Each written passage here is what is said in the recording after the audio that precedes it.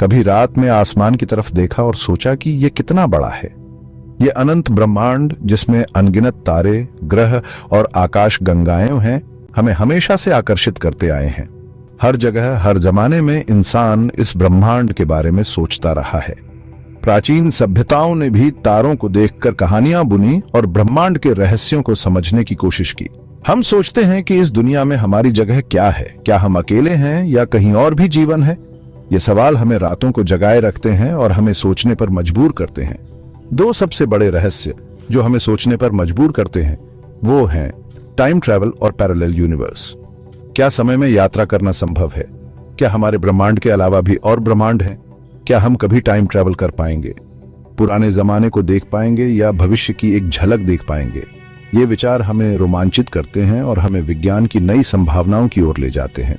क्या हर फैसले से एक नई टाइमलाइन बनती है, एक अलग दुनिया जहां हमारा दूसरा रूप एक अलग जिंदगी जीता है? ये विचार हमें सोचने पर मजबूर करते हैं कि हमारे हर निर्णय का कितना गहरा प्रभाव हो सकता है। ये सवाल कई साइंस फिक्शन कहानियों में आए हैं, लेकिन क्या इनमें कोई साइंस की सच्चाई भी है? वैज्ञानिक इन रहस्यों को सुलझाने के लिए लगातार काम कर रहे हैं।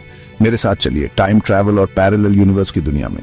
हम इन रहस्यों की गहराई में जाएंगे और जानेंगे कि क्या ये सिर्फ कल्पना है या इनमें कुछ सच्चाई भी है। हम साइंस, अंदाजे और इस रोमांचक संभावना के बारे में जानेंगे कि हमारी दुनिया जितना हम सोचते हैं उससे कहीं ज्यादा अजीब हो सकती है। शायद हमारे हर सवाल का जवाब इस अनंत ब्रह्मांड में छुपा हो। सोचिए, आप एक मशीन में बैठे, डायल सेट किए और एक बटन दबाते ही आप समय की धारा में बहने लगते हैं और किसी दूसरे जमाने में पहुंच गए। ये विचार कितना रोमांचक है ना? यही टाइम ट्रैवल का आकर्षक विचार है जो हमें अतीत और भविष्य की यात्रा पर ले जाता है, जो साइंस फिक्शन का एक बड़ा हिस्सा है और हमें अनगिनत संभावनाओं के बारे में सोचने पर मजबूर करता है और सालों से लोगों को लुभाता रहा है। किताबें, फिल्में और टीवी शो सभी ने इस विचार को जीवंत किया है। H.G. वेल्स की दी टाइम मशीन से लेकर जिसने पहली बार इस विचार को लोकप्रिय बनाया, बैक टू द फ्यूचर की डिलोरियन तक जिसने इसे पॉप कल्चर का हिस्सा बना दिया, टाइम ट्रैवल ने कई कहानियों को जन्म दिया है। हर कहानी में एक नया दृष्टिकोण और नई संभावनाएं होती हैं। लेकिन क्या टाइम ट्रैवल सिर्फ हमारी कल्पना है या क्या यह सच में मुमकिन हो सकता है? वैज्ञानिक इस सवाल का जवाब खोजने में लगे हुए हैं। टाइम ट्रैवल को समझने के लिए हमें फिजिक्स, खासकर अल्बर्ट आइंस्टाइन के रिलेटिविटी थ्योरी को समझना होगा। आइंस्टाइन के सिद्धांतों ने समय और स्पेस के बारे में हमारी सोच बदल दी। उन्होंने बताया कि ये दोनों अलग नहीं हैं, बल्कि स्पेस टाइम नाम के एक फैब्रिक में जुड़े हुए हैं। यह एक अद्भुत विचार है जो हमारी समझ को विस्तार देता है। उन्होंने बताया कि ये दोनों अलग नहीं हैं, बल्कि एक ही फैब्रिक का हिस्सा है। स्पेस टाइम नाम के एक फैब्रिक में जुड़े हुए हैं। ग्रेविटी इस फैब्रिक को मोड़ सकती है, जिससे टाइम ट्रैवल की संभावना बनती है। यह एक ऐसा विचार है जो हमें भविष्य की संभावनाओं के बारे में सोचने पर मजबूर करता है, जिससे टाइम ट्रैवल की संभावना बनती है। क्या हम कभी इस सपने को हकीकत में बदल पाएंगे? यह तो समय ही बताएगा। आइंस्टाइन की रिलेटिविटी थ्योरी आसान भाषा में कहती है कि समय एक जैसा नहीं रहता, बल्कि यह देखने वाले की गति और ग्रेविटी के हिसाब से बदलता है। यह सिद्धांत हमें बताता है कि समय और स्पेस एक दूसरे से जुड़े हुए हैं। सोचिए, अगर आप बहुत तेज गति से चल रहे हैं तो आपके लिए समय धीमा हो जाएगा।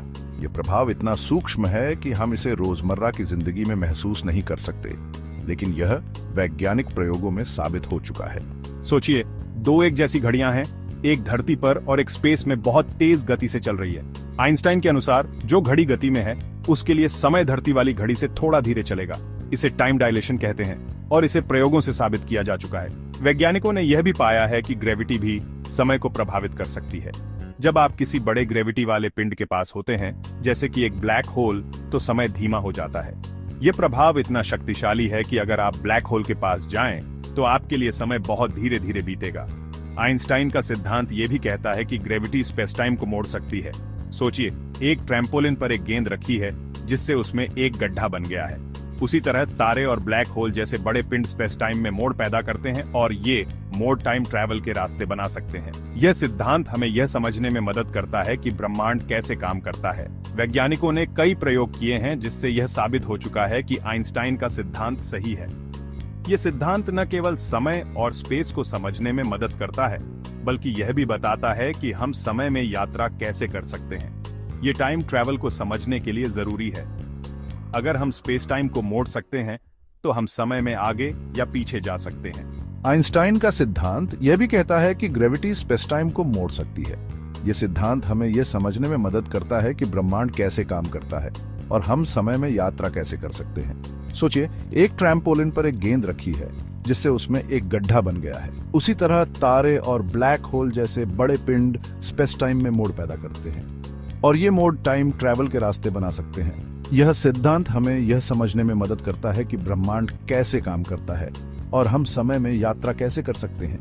तारे और ब्लैक होल जैसे बड़े पिंड स्पेस टाइम में मोड़ पैदा करते हैं और ये मोड़ टाइम ट्रैवल के रास्ते बना सकते हैं। यह सिद्धांत हमें यह समझने में मदद करता है कि ब्रह्मांड कैसे काम करता है और हम समय में यात्रा कैसे कर सकते हैं।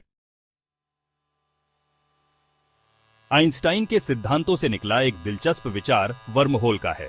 स्पेस टाइम को एक मुड़ा हुआ पेपर समझिए जिस पर दो दूर बिंदु हैं। वर्महोल इन दोनों बिंदुओं को जोड़ने वाली एक सुरंग की तरह होगा जिससे इनके बीच का सफर स्पेस और टाइम के आम रास्ते से बहुत छोटा हो जाएगा। हालांकि वर्महोल अभी तक सिर्फ थ्योरी में है और इन्हें कभी देखा नहीं गया है, लेकिन इनका होना आइंस्टाइन के समीकरणों से मेल खाता है।